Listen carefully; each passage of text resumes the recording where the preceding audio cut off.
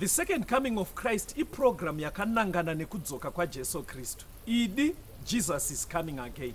Asi mukati meBible zvinoita sekunge paachauya tinenge tisiri kumachechi, tinenge tiri kudzimba, kumabasa, kuminda nekumwe kwakadaro.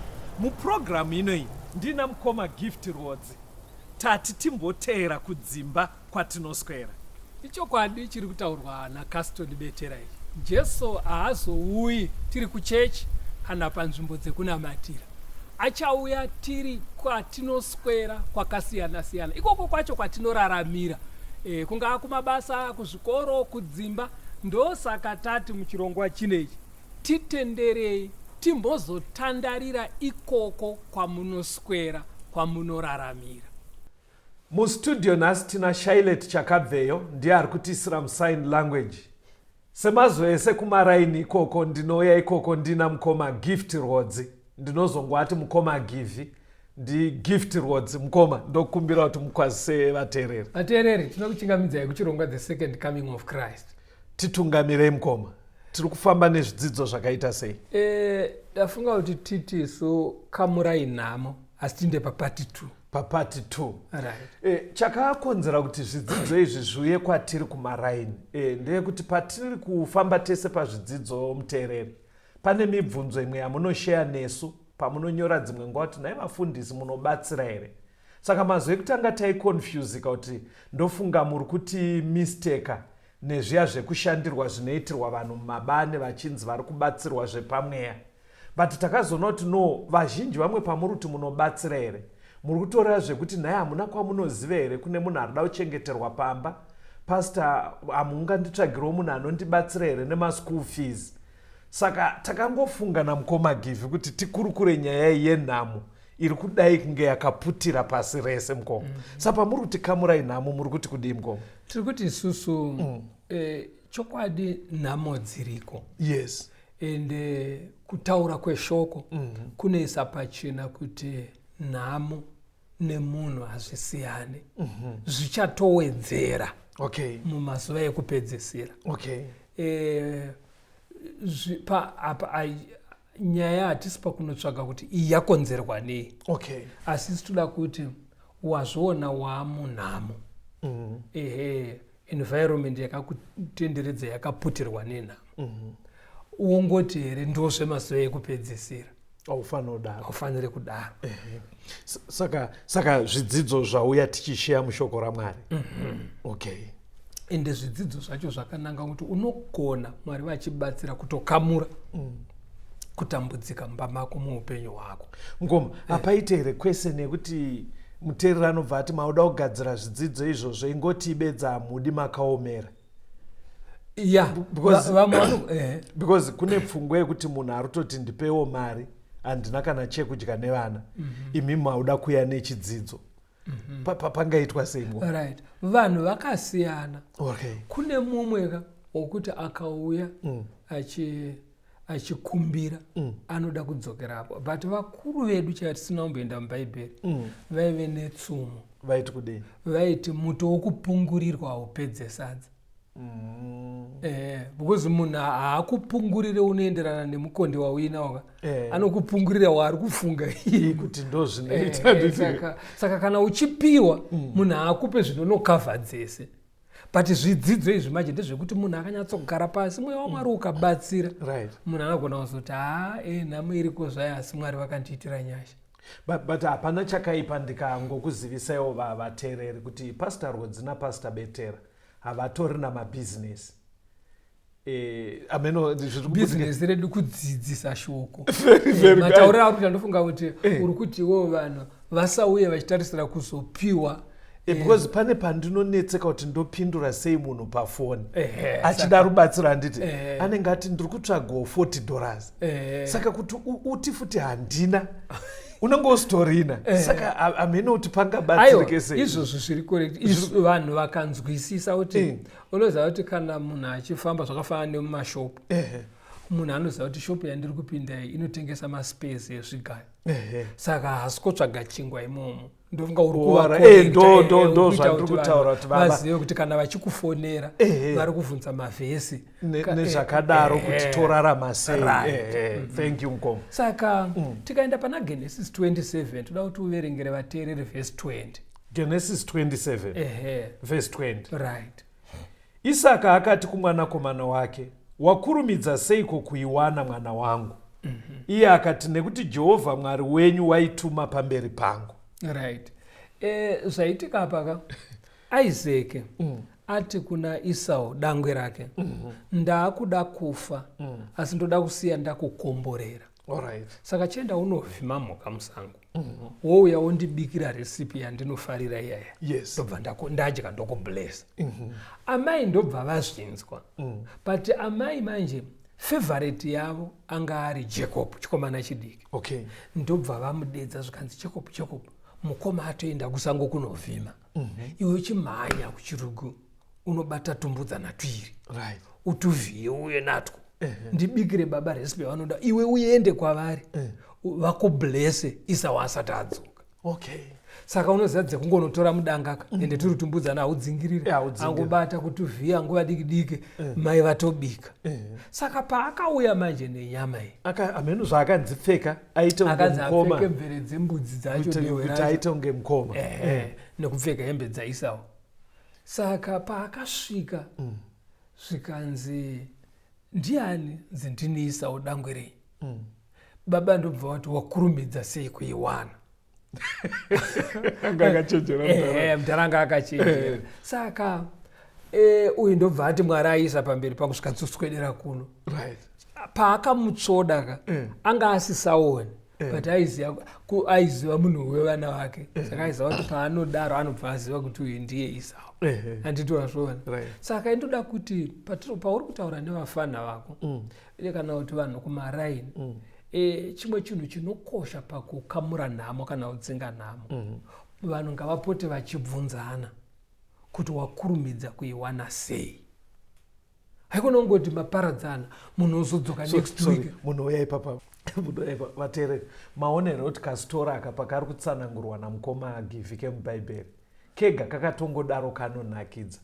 Ingoitaiwo mabhaibheri, mapedza kutokonyora chibage muri kumba kana kuti mapedza kuona TV makangogara mumasofa, kungoiverenga nyaya yaEsau naJacob inotongonakidza yakadaro ngoma. Alright, chitsoka yenyu kunyaya. Saka uyu ati ndini Esau zvakanziswedera pano. Right. Saka pfungwa iri kubuda panapa ndeyekuti swederai pedyo nehama dzenyu. Share ideas. Aiwa, kuti kunoshare maideas kunoona kuti vari kuzvifambisa sei kuti munhu anongokaruka ane mari. Ndo zviri kubvunzwa panapa kuti bvunzanai kuti ko wakurumidza sei kuwana mari. Nhamo tiri kuti ngadzikamurwa, but ukaona munhu waangokasira kuita mari mubvunzei. Swederai muone maitiro kuitira kudzorana. Zviri kujeka. But vazhinji vanoita mari manje Mukoma vachiita kwete sekudzidzisa kwebhaibheri. Havaduti uye padhuze. Alright. Because paunoedza kuswedera padhuze kunzi chete unonetsa ndi unongoita zvechechi mukuzwa statement ndere kukuudza kuti maitiro andinoita haunei nawo, but muri kuti ukaswedera munodzorana. Why zvakakosha kudzorana kasitori? Pfuma kurumidza kuiwana hakuna kushata. Right. Asi ikakurumidza kuwanikwa pane mashortcut ndo dambudziko. Okay. Andiri kuona mapindiro aita Jacob pachikomborero ichi ane shortcut. Ari kunyepa futi kuti hanzi Jehovha aituma pamberi pangu. But uri kuona chero mai vamufurira vacho chakazorwadza. Uri kuona kuti chi mai vakazosara vachifa mwana atiza achida kupondwa nemukoma. Because mukoma paakazviziva akanotenga demonyowani ndotodimbura chete musoro mufana. Saka chaimudhila yaingoti handingaite baba waro apera ngandimirire baba waro. Saka baba zvavakufa tinongoiga baba bedzi iye ari kuigwawo. Ndobva atiza 20 years ari kwaRabhani. Andiri kuona. Saka mashortcuts pakupinda papfuma manje mukasadzorana muchazoita nguva musingaonani mufana ari kujeri. Ndosaka tiri kuti swedera padyo izvi zvine ngozi muvana muchidzorana. Unoziva chimwe chinofurira vafana vechidiki vanoona mafirimu mukoma. Saka zvinoitwa mafirimu aya paanogadzirwa anogadzirwa vanhu vobva vaenda vonorobha bhengi handiti pavanorobha bhengi vobva anocherera mari uko obva aenda mujeri onoita 6 years mari yakangochengeteka chete ozobuda oshandisa mari yake. Saka muchanoti vafana vane pfungwa idzodzo dzekufunga kuti saka vanotoshandisa mavara ekuti pane zheti randakaita pane zheti saka imi muri kupa advice yekuti hatitapudze nhamo nenzira dzine mashortcut. Musarege mufana achitapudza nhamo nenzira dzine mashortcut because munozomushaya kana ari kujera muchakurukure pamadira. Ko apa panoitwa sei mukoma? Tiri kungoona aita shortcut. Ko mai vari kumaraini mwana vanotomuza kuti haana kuzonyora form 4 mwana womusikana but pane vakangomuti tinokujambisa bhodha saka haasi munyika ino yezvinoizvi but paakaenda mwedzi wapfuura muna August muna September atoti mama mugarire pamukuru atovatumira $200. Unoita sei pakadaro? Mwana wako haana kumboenda kuchikoro, haana basa raakanyatsodzidza but akatorwa nedzimwe shamwari akunze, pasina kupera mwedzi akutokutumira mari pamukuru. Zviya makambani anoti ndo zvazviri kunzi nechidzidzo vhunzanai kuti kwakurumidza kuwana mari sei, hauna kosi yauinayo kungoyamba kabhodha watoo mumari ndepapi painonhongo ivo vanhu vangadai vachiri kutambudzika. Handiti vasvana vhunzanai because imwe zvamararamira ari kuita ikokoko rimwe gore munozochema. Handiti vasvana. Saka muri kuti mukoma panhamo sorry ndinota tunhu tunotoitika kumaraini foni munoziva kuti foni dzakasiyana mitengo muri kuti here ndikakaruka ndangoona mumwe munhu wandaifunga kuti level yangu aane foni inoita 2000 ndofanira kumubvunza kaka zvazofamba sei wasvika sei pa2000 foni ye2000 saka ngatibatsiranei kumaraini otherwise vana vedu vanogona kuwana mari nezvinhu zvakaipa madrugs vanogona kuwana mari neumbavha vanogona kuwana mari nechipfambi. Saka isusu kumaraini mafamily members kana kuti vari munharaunda hatiswederei padhuze tobvunza kuti wakasika nei kuwana chinhu chakadai kokuromba mukoma. Sorry ndiri kuita kunge ndakukumisai zvese Caston ndo zvatiri kutaura. Vhunzai munhu ngaasaite rugare ari pasiri correct mubisai rugare rwacho nekuvhunzana. Handiti wapabata ndoda kuti uverenge madzimambo ekutanga 22 verse 10 kuenda pa12. 1 Kings 22 verse 10 zvino mambo waIsraeri naJehoshafati mambo waJudha vakanga vagere mumwe nemumwe pachigaro chake cheushe vakafuka nguo dzavo dzeushe padare pasuo reSamaria. Vaprofita vose vakaprofita pamberi pavo. Zedhekia mwanakomana waKenani akazviitira nyanga dzematara akati, zvanzi naJehovha, nedzidzi muchatunga vaSiria kusvikira vapera. Nevamwe vaprofita vose vakaprofita saizvozvo vakati, endai Ramoti Gireadhi muchakunda, nekuti Jehovha uchariisa muruoko rwamambo. Alright. Berekera tinzwe rumbo tigoya totangira panyaya naJehoshafati uyu mumwe mambo uyu ndi bandi because apa madzimambo mairi naJehoshafati vanhu ava ihama nehama umwe ari kutonga kwaJudha umwe ari kutonga kwaIsraeri. Saka umambo huviri hwakabuda kwaIsraeri wese. Okay.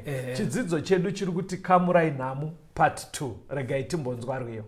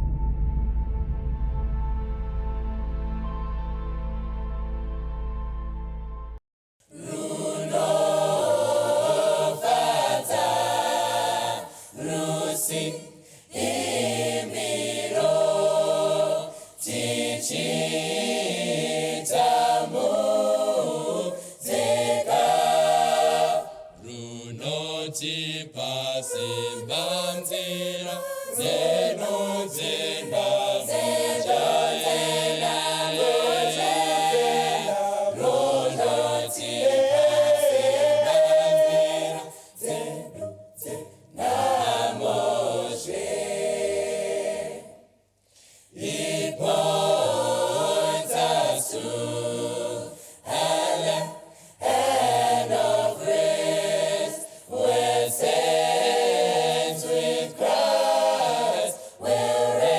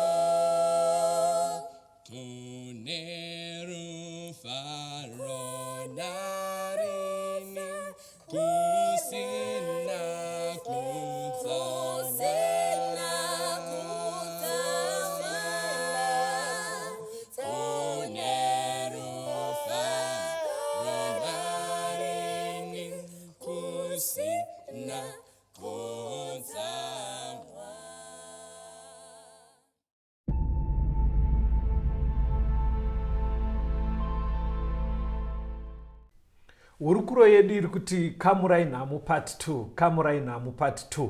Tataura zvamambo wekwaJudha Jehoshaphat namambo wekwaIsraeri Ahabhu. Right. Vachitaura zvekuda kuenda kuRamoti Gireadhi. Tiudzei mugoma. Right. Saka madzimambo maviri aya vasangana. But Ahabhu munhu anga ari aine unhubu. Kudenga vatoneta naye. Okay. Vatoona kuti Ahabhu hatsiurike. Okay. Chero nenzira ipi. Saka haana kuziva manje kuti kudenga kwatogarwa dare. Mwari achicheya meeting. Okay. Achivhunzana nengirozi toita sei naAhabhu anetsa. Hanzi pakataurwa pfungwa dzakasiyana siyana, but imwe ngirozi yakazotaura pfungwa yakafarirwa naMwari. Kanzi no, Ahabhu chiregai afe. Okay.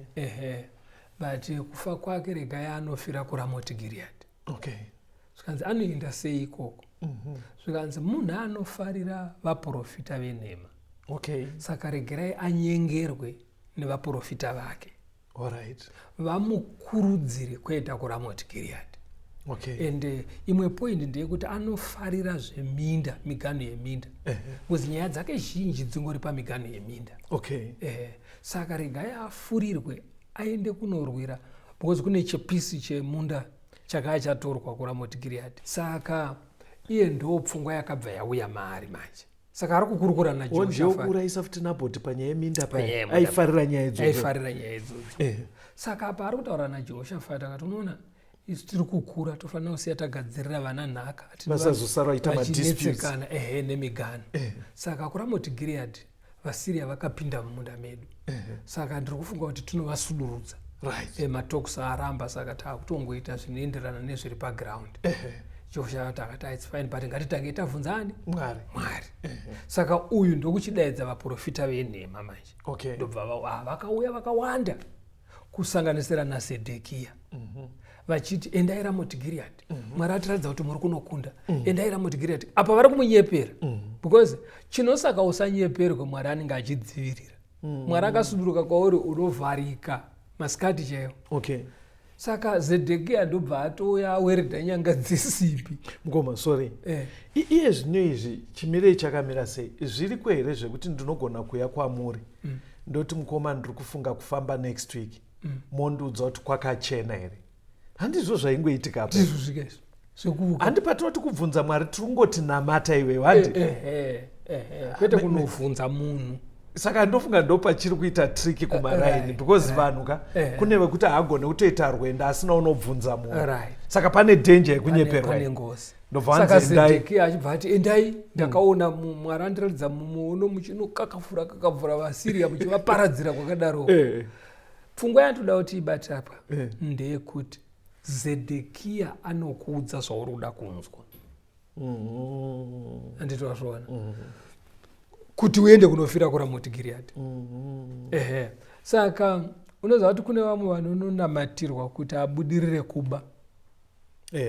Toenda kumuprofita chavo tonopiwa mafuta ekuzora, tonopiwa mvura yekugeza kufesi, kuti unonoba ukabuda hapana anokubata. Kune vanhu kutaura kunoku Gaston kuti asimbise chifambi chake ari kutoenda kuvaprofita. Kune vamwe vane masimba ekunozodzerwa kutora varume vevanhu. Mugoma, ndoshandisa vara rekuti kudii. Ndakatombonzwa imwe conversation. Uyu aiedza kutsura umwe kuti but murume wemunhu. Saka uyu anenge anga afarira mari dzine murume uyu nekachengetero kaaita. Ndobva ataura statement rekuti kutaura chokwadika uyu ndiri kutozomuendera. Kwaakatotaura akashandisa vara hamene kuti unotaura sei mustudio. But aitoratidza kuti kuchechi kwaari kuenda kuti atomuhwina chete. Kureva kuti ari kuenda kunoshandirwa kuti kana obva ikoko chaanenge apfeka anotomukudubura chete. Saka ndozvikundiitira fani izvozvozvo hazvitaurike mustudio, but akatotaura kuti uyu ndikutozomuendera.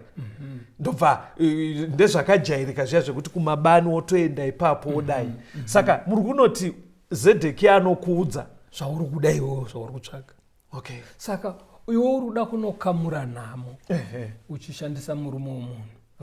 Uda kukamura nhamo dzako uchibira vamwe vanhu.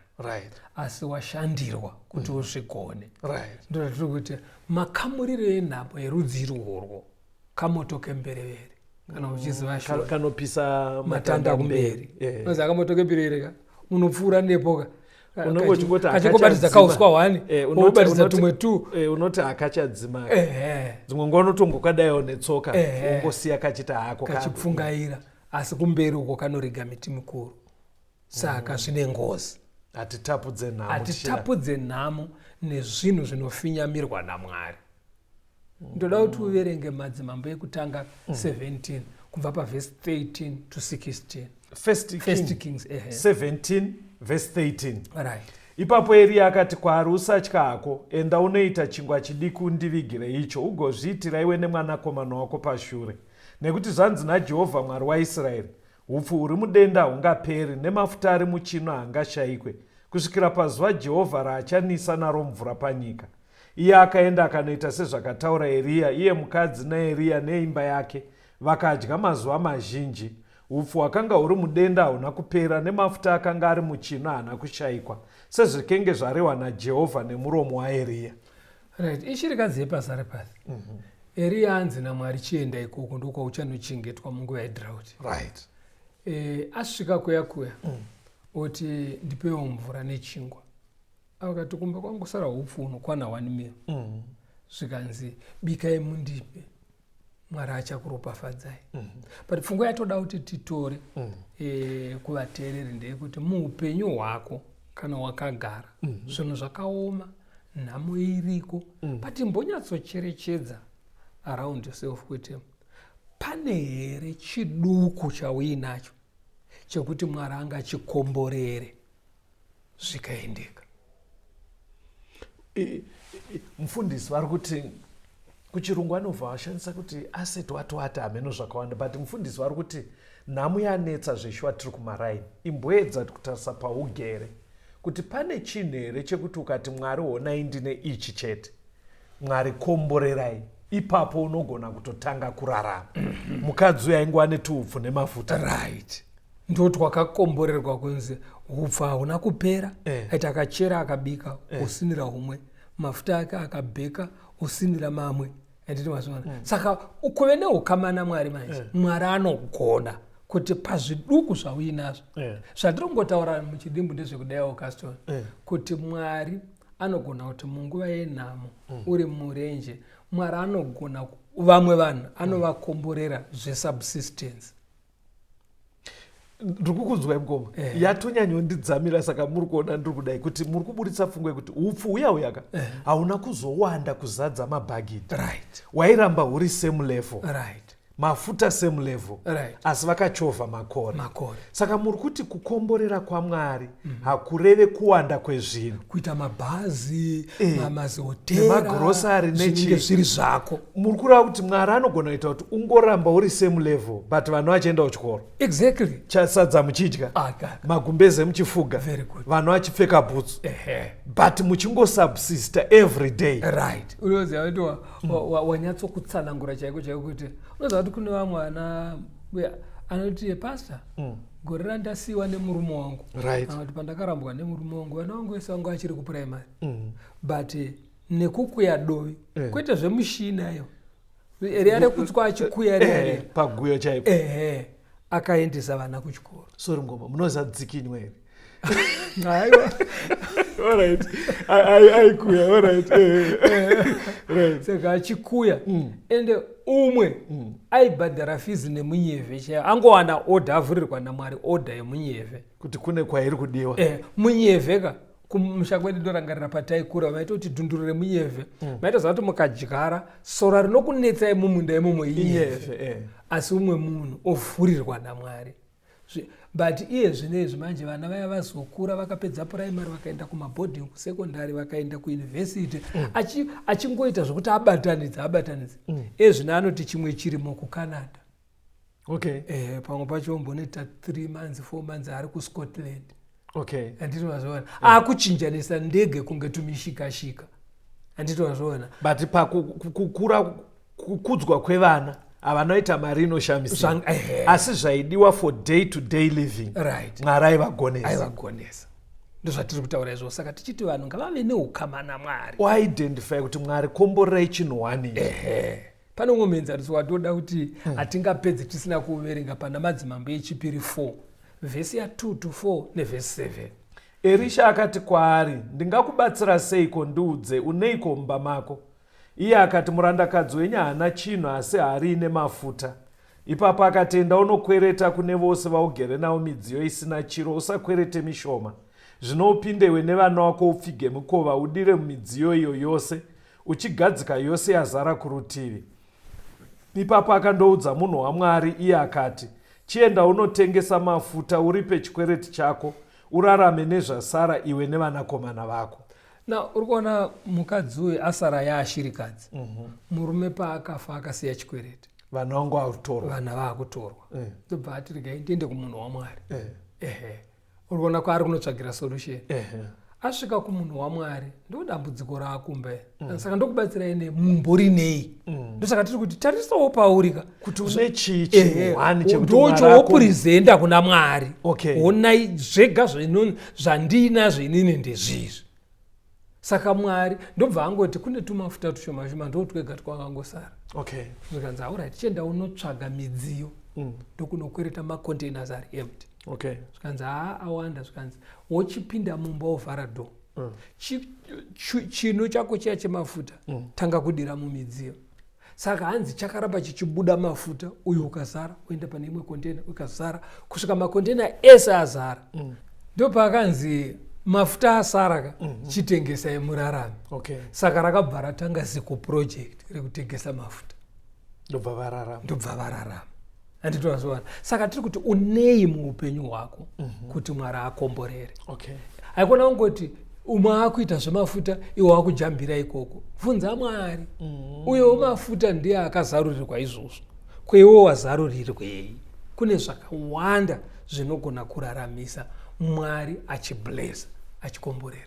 Saka maybe challenge yatoda kusiya kwauri muteereri ndeyekuti pafone number dzandichakupaidze kuti mupinde mumawhatsapp groups atinotumira zvimwe zvidzidzo zvakaitwa kumashure.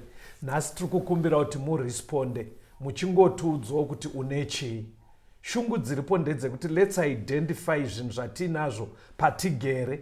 Ringave garden risingapere mvura, unogona kuti ndinongori nemotikari yandakasirwa nemurume wangu pickup iri panze. Chacho chauinacho hatitorei time yekunyatsokuzeya toti Mwari ndiri kutsvaka kurarama, nhamu isarambe ichinditeera.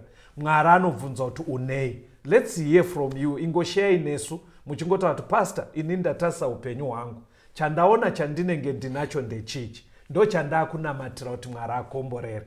Isai responses pafone number dzinoti 0717 091 615 0717 091 615 kana kuti 0775 90 9095 0775 90 9095. Ngatisanganei zvakare same time pachirongwa chino the second coming of Christ.